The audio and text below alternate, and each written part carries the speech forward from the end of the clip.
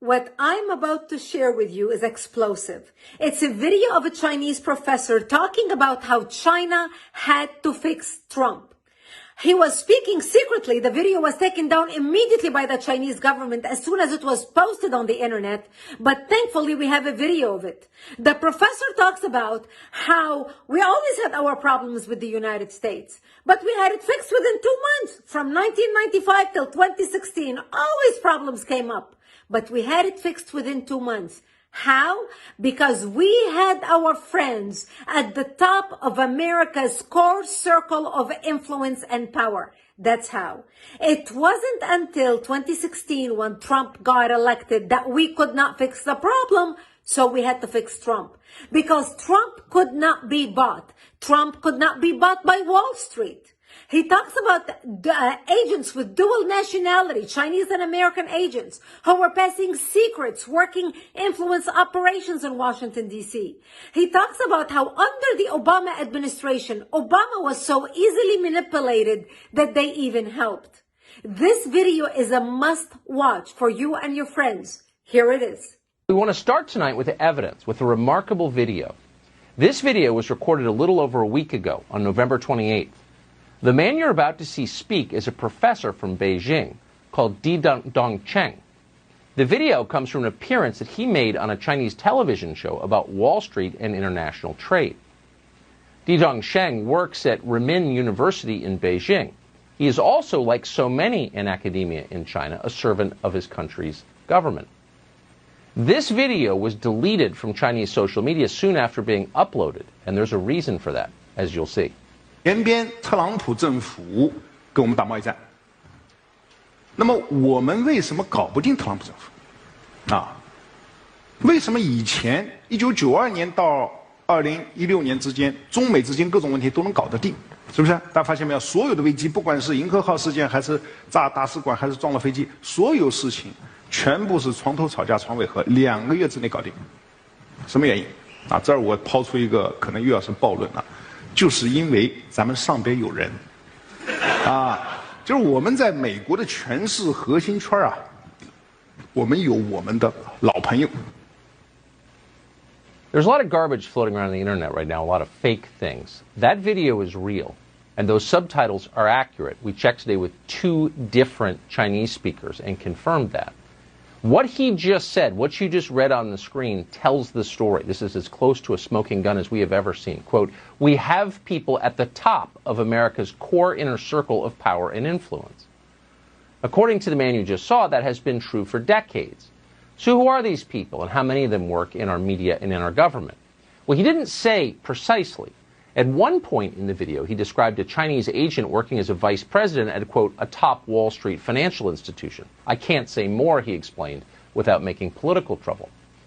Didong Cheng did tell his audience that one agent in particular was especially useful, and he goes on at some length about her. He describes her as an American who's lived abroad for many years, who is now a Chinese citizen. And this seems to baffle him a little bit. The Chinese government doesn't allow dual citizenship. Why would they? Why would anyone? Didong Cheng seems pleased that the U.S. government is foolish enough to allow it.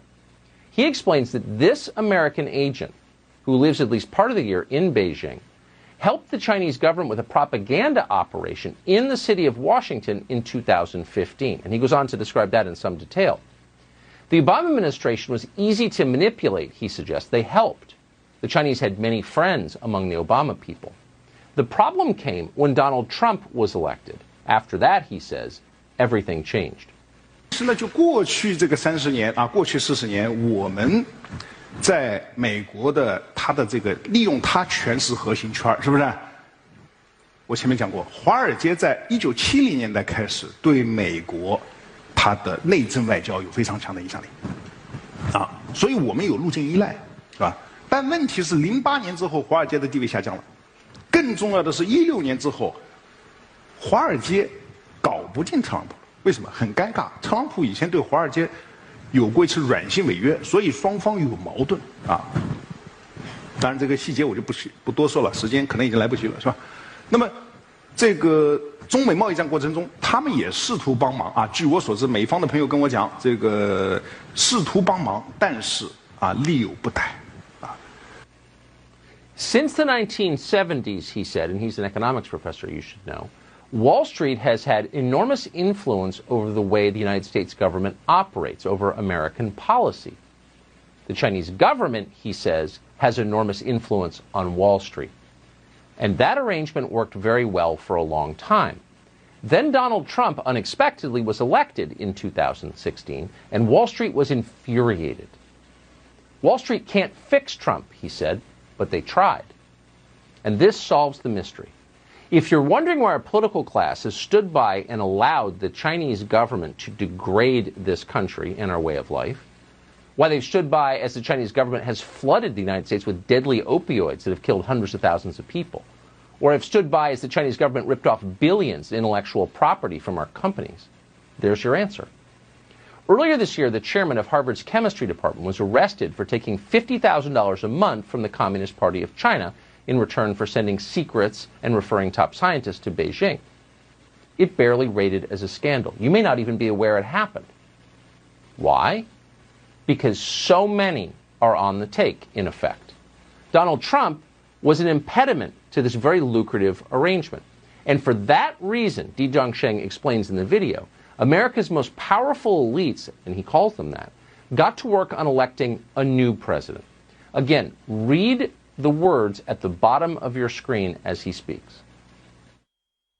但现在呢？现在我们看到拜登上台了，传统的精英、政治精英啊，这个建制派，他们跟华尔街的关系是非常密切的。所以大家看到吧，拜登的儿子被特朗普说你在全球有什么基金公司，发现没有？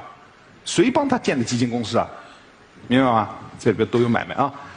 那么，所以这个时候啊，这个时候我们。 Oh, Donald Trump, he notes, because the Chinese do pay close attention to what we say here, Donald Trump has complained about Hunter Biden and his ties to the Chinese government. Those are real, he just confirms.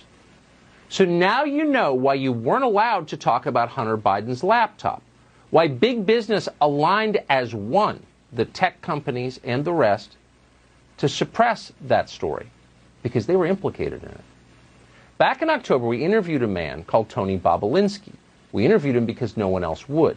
Tony Bobulinski was a business partner of the Bidens. Here's what he told us about China. And in a document that you guys have, and I think it's been provided to to the world, the Chinese referenced that because of their trust in the Biden family, that Chairman Yi and Director Zhang are excited about moving forward in this. And in that document, they reference loaning $5 million to the BD family. Right. The BD family is the Biden family. What are the implications of this going forward? If Joe Biden is elected president, which could very well happen, how does this constrain his ability to deal with China? Are you asking for my personal opinion? I am. I'm asking for your opinion as someone who's worked with the Chinese. So I think Joe Biden and the Biden family are compromised. I think Joe Biden and the Biden family are compromised with China. Looks like he was right about that, and it looks like the Bidens are far from the only ones who've been compromised.